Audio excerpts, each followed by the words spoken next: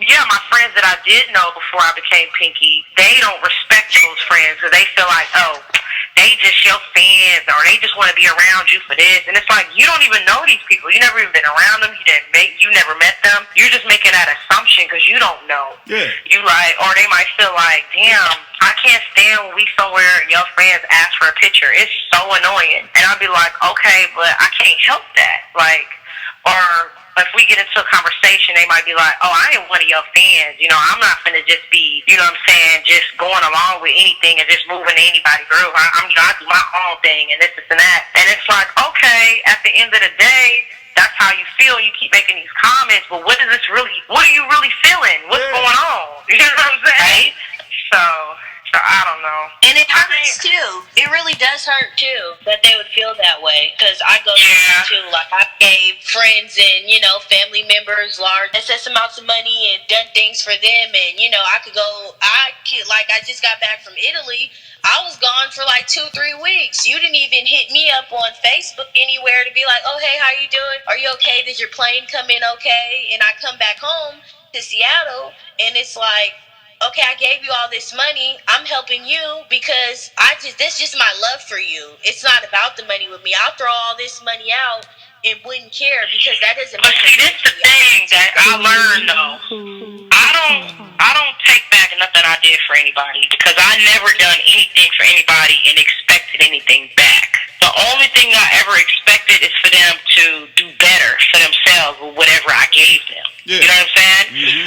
So, but you gotta realize that this is 95% possible. And I don't mean to be negative, and call people niggas, but when you dealing, especially with niggas, with nigga mentality, they will fuck around and tell you, like, I ain't asked you to do all that for me. You did all that because you wanted to. Like, people will not appreciate what you do for them, and they will even begin to feel like you owe them or are expected or feel like you soft or feel like you soft, you gullible, and they'll make up this whole thing about you, and it's sad because they so used to people being so rough and hard that when somebody genuinely care about them and do for them, they want to, instead of appreciate it and value or feel like, damn, she different, or damn, even why can't I be a good Christian or just a good friend or a good sister, you know what I mean? Instead of that, it's like they want to look at you like they can get over on you or like, you know what I'm saying? And it's like, it's just sad. It's sad. And then it gets to the point where instead of them taking advantage of you in a positive way to move forward, to have something better for their lives, they not even taking advantage in the way that you really want them to. They doing it in the way that just don't even count, don't matter, Mm-hmm. Yeah, they want to go buy weed and, clothes and flex on Snapchat and Instagram and everything else. Exactly. I put friends on that don't even remember. And I had a friend tell me, I was just with him because when I had to pay for school, for this, that, and other, he paid. And I had to really remind him, like, dude, he didn't give you that money for that. I gave you money to go back to school. What are you talking about? Wow. So it's like, it's people who will forget quick as you do something for them, hella quick. I've put friends in a better position because it got to the point where I was like, I can't take care of her no more. But I have to act like I'm doing hella bad for somebody to be like, oh, I'll pay for it. But how many times we was somewhere and you hopping in the seat getting the works, hair, you getting your nails done, your pedicure, your toes, charms, design, all of this shit. And then the one time you take me out, you counting your money. Oh, damn, you want 2 designs? Like, I never was like that with you. Like, why do I gotta act like I'm doing bad for you to pay for something? Yeah.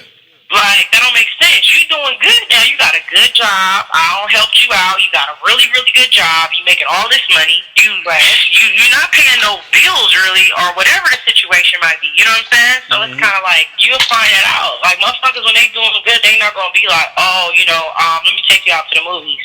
Or, oh, I bought you this. Or just because. But you could have been doing all of that, spa treatments and this and that. And because when you making a lot of money's there, you want to do stuff your friends ain't got it, you just gonna treat them too. If you don't think twice about it, Yeah. at all. So that type of stuff is like normal in our community. Like, it's like, what have you done for me lately? Yeah. You know, people don't care about what you did for them in the past or how you might have paid for this or cashed out for that. Like, people don't think about that. So it kind of opened my eyes. Like, motherfuckers be ungrateful. Yeah. Even kids. And it's like, when I was a kid, I was so humble and grateful. Like, when people used to bring us bag of clothes that was hand-me-downs, but they went to some rich people Goodwill to get them, where all the clothes was name brand, or I don't know who house it came from, but the clothes was so taken care of and so clean that they looked brand new damn near. Yeah. So I was happy to get Esprit, Spirit, Oshkosh, whatever the hell, you know what I'm saying? I felt like, oh, okay, I'm doing it. And I remember in 5th grade, I had like a vest. This was when vests was in. I had a vest to go with every turtleneck, to go with every pants, with every belt. So I was like, I complimented it a lot, but all my clothes was used. They wasn't new. You know, my shoes was new, but I was happy to be able to get 3 pairs of shoes from Payless and choose whatever shoes that I wanted, you know? So I only looked at it, whatever I was doing for them, spoiling them, I didn't look at it as being spoiled. I looked at it like, this is shit you supposed to get. You supposed to go school shopping. You supposed to go Christmas shopping and get underwear, pants, shirts, new shoes, and get all the stuff that you need plus gifts. You know? Yeah. People, it's like people just change. People different. It's other people I gotta focus on. That's more grateful. Like, so it just is what it is. Yeah, I think it's you know, with technology, it's so much things that, you know, kids and even adults can do now. It's like at your fingertips. So it's like people get overwhelmed and desensitized to being, you know, just grateful for, you know, oh, thanks for, you know, doing me that solid, you know. It don't take that much to, you know, say, you know, show your appreciation for somebody when they showed it towards you. But all the stuff that I've been seeing on the internet been making me not even want to celebrate holidays no more. It's just like, I just feel like as black people, we don't have no culture. We don't know who we are. Now, it's different when Nigerians come here or people from Trinidad or Haiti or Jamaica. People come from these countries, they know who they are. Yeah. We've lost our identity through the slavery and all of the stuff. So unless we go and get a blood test to find out where our bloodline come from, what tribe in Africa, what country in Africa, we don't know. We think our black culture is Motown and the Jacksons and Rosa Parks and Malcolm X. Not to say there's anything wrong with that, but that's all current black American culture. Yeah. That's not our ancestry. That's not where we're from, you know? So I feel like all we know is what we see. Reality shows, the rap, the videos, the whatever the culture is that we got going on right now. All this manufactured drama that they got going on. Yeah, this is like all we know. And it's like when you really look at stuff, we just took an advantage of as consumers. Christmas, Thanksgiving, right, 4th of July, all these different holidays we celebrate is for us to spend our money and us to be, you know, I guess so people can have something to look forward to every year, you know, but at the same time, we celebrate for the wrong reasons. Like we wasn't free 4th of July. We were still slaves. Okay, Thanksgiving, they did the Native Americans just so bad, so horrible. Christmas, they make it about Santa Claus when it's supposed to be about God. You know, it's like all of these different holidays we celebrate, but it's kind of like if you don't celebrate it, then people won't think you Jehovah's Witness, or you something wrong with you, or, oh, that's not fair, your son should be able to go trick-or-treating, or, oh, that's not fair, you know, but it's kind of like, damn, like, it's like we don't stand for nothing. We just all fall for anything. You know? It's like, all right, my man is from Indiana, and he said that living in California this year he's lived, he's experienced more racism in this 1 year living here than he has his whole entire life. When he lived in Indiana and Illinois or Minnesota. And the reason being, in my opinion, is when you travel to the East Coast, to the South, even the Midwest, like when I lived in Edina, I was a part of the A Better Chance Foundation, where they took, you know, inner city kids from different major cities and brought us there to diversify the school. In exchange, we got a better education. So they had like $1 million club where they were all black people. So I met and lawyers and people who was black millionaires successful in Minnesota, you know what I mean? And they had white friends and mixed in different circles. Obviously, they was in Edina, you know? Yeah. But in California, I feel like there's not enough positive images of black people owning their own businesses and doing their own thing. You know what I mean? It's like in Atlanta, when I moved there, I didn't have no problem going to the lot. I didn't have no problem getting whatever house I wanted to rent or apartment or anything because they don't know who you are. Yeah. There's so many successful black people out there who have the money, whether it's entertainment or not. Yeah. So they wasn't, you know, and what I noticed is in California, they teach us that, oh, you go to the South, you're going to get lynched, KKK. You know? Yeah. So when you go to the South, I noticed that black people and white people have learned to live together. When I was in Raleigh in September, I was at a nail salon that had just as many white people and just as many black people. In Cali, it's either going to be all black or all white. If it's all white, it might be one or two black people, but you're never going to see mixed. The mall is mixed. The grocery store is mixed. Everywhere you go is mixed. It might be a little bit here, a little bit there, but it was like really mixed. And I'm like, what? So in Cali, it's like my man go to a Christian college, and they really ask him, like, what are you doing here? But see, they don't understand. If you a nigga that's with the shit, you wouldn't be at no motherfucking Christian college, duh. But all they know is what they see on the internet. Yep. And what do we like to put? Niggas fighting, people fighting, kids fighting. We putting all these images we sharing and showing. And it's so scary that I'm black, and it make me scared of black people sometimes. So imagine if you white and don't have no experience with black people. When you see a black person, you're not going to think, oh, well, damn, if he's up here in a college, and he must be a good black guy. You're going to be like, man, this nigga black, I'm going to walk all the way on the opposite side of the street of him. He like, you know, in his classrooms, that people might be a little more cool, but when they walk in on campus, they be like acting hella scared of him, or like, oh, excuse me, like he gonna do something. He like, I've never experienced that. And he's like, I don't get it, or just having a hard time with people at his school when he go to, you know, ask questions or need help for this or that. And just like one time he had left his folder, like just a regular thin folder on his desk, and he forgot.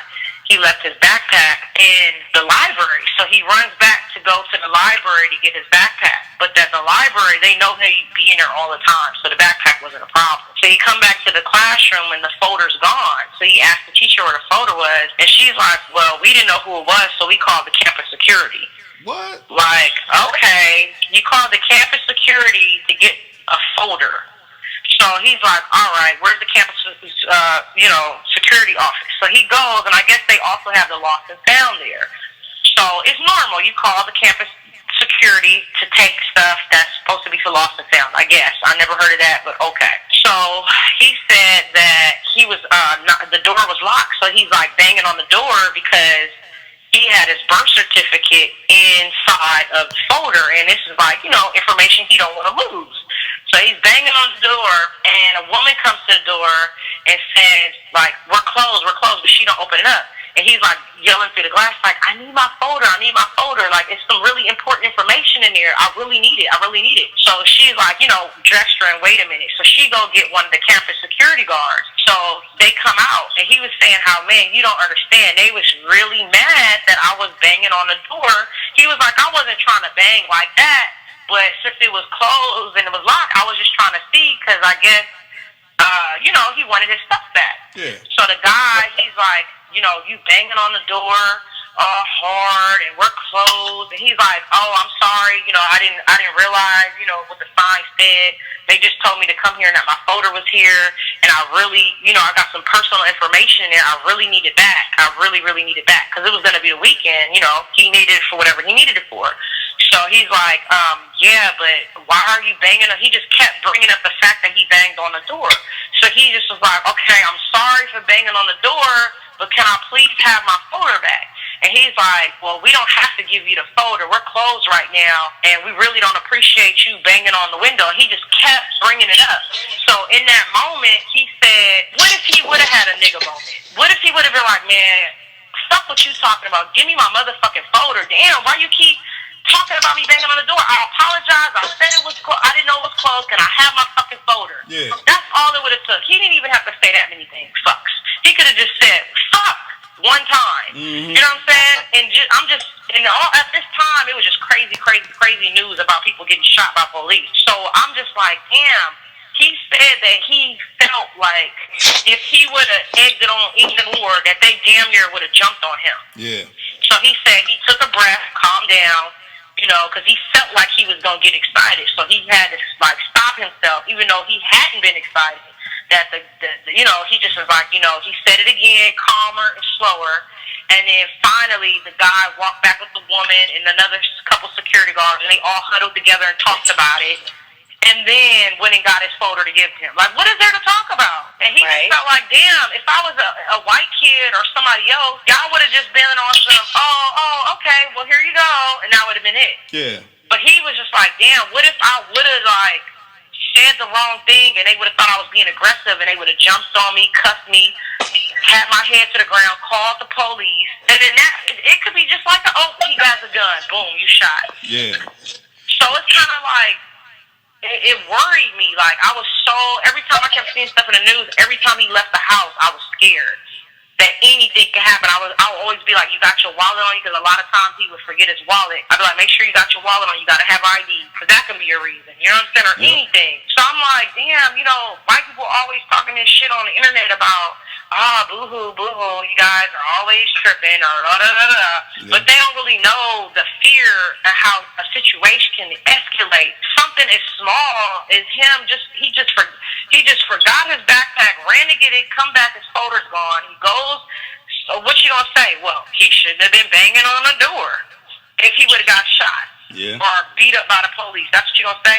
Well, you should have seen the sign said that it was closed. You shouldn't have banged on the door. Yeah. Like, come on now. You know what I'm saying? So, and I'm telling him, like, dude, I'm even telling him, and he get mad at me, and I'm like, look, I'm not saying this type of stuff because I agree with it, but I'm just telling you how they're looking at it. If you left that folder, you were supposed to ask a teacher or at least a student next to you, like, hey, can you watch my stuff? I'll be right back. Or not even leave your folder. You're supposed to bring it with you. Yeah. He's like, damn, is it really that serious? I'm like, dude, yeah, it really is that serious. But I noticed, like, in D.C., it's a powerful black movement. Atlanta,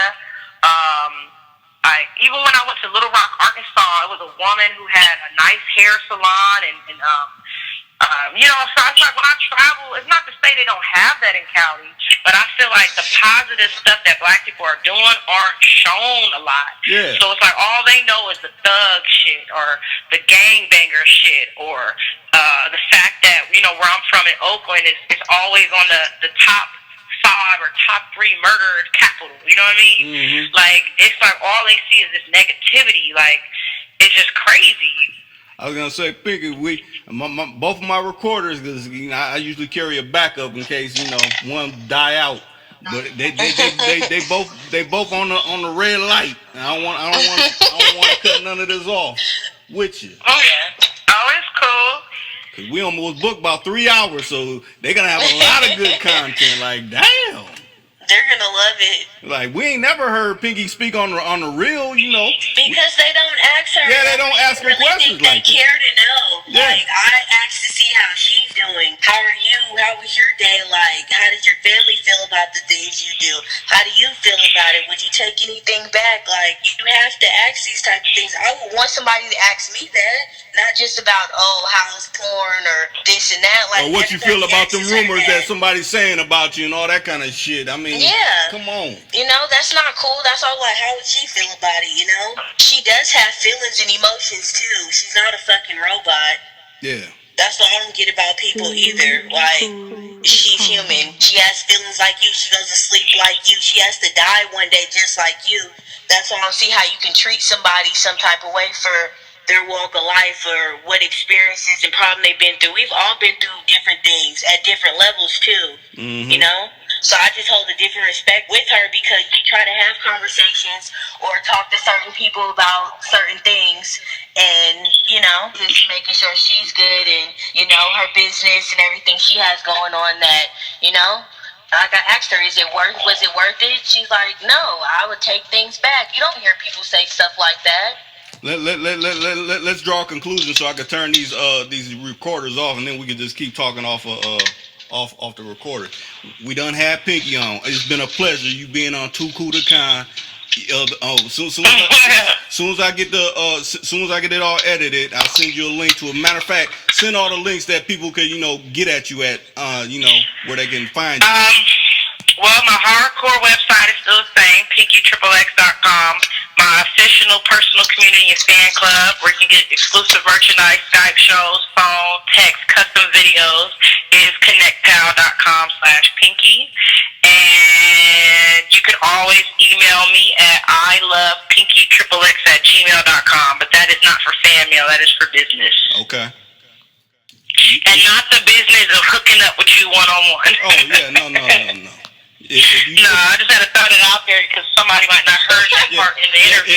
If you listen to this whole audio, you know she got a man, so don't even venture there with it. Yeah, that's gonna be the Pinky part 2, the next part when we talk about how my man feel and how we met and what we got going on. That's another topic for another day. Yeah.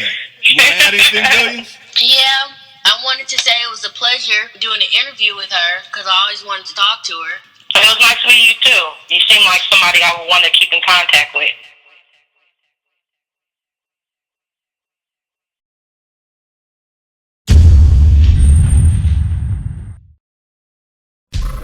Too cool to come. 24/7.